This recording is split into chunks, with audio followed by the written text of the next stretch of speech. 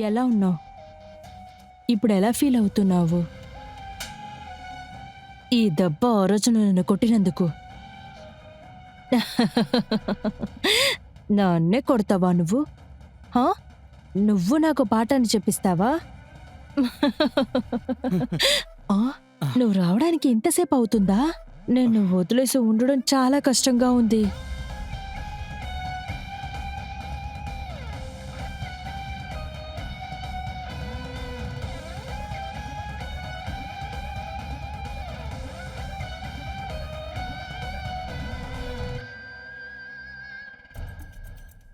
నాన్నకిలా జరిగినందుకు నేను చాలా లోన్లీగా ఫీల్ అవుతున్నాను. నువ్వు నాతోనే ఉండు ప్లీజ్. నువ్వు నన్ను వదిలి ఎక్కడికి వెళ్ళావు కదా. నేనెందుకు ఇలా పిచ్చితనంగా అడుగుతున్నాను? అదే ఇప్పుడు మనిద్దరం పెళ్లి చేసుకోబోతున్నాం కదా. పెళ్ళైన తర్వాత నాకొక హస్బెండ్, ఇంకా మా అమ్మకి ఒక కొడుకుగా దొరుకుతావుగా.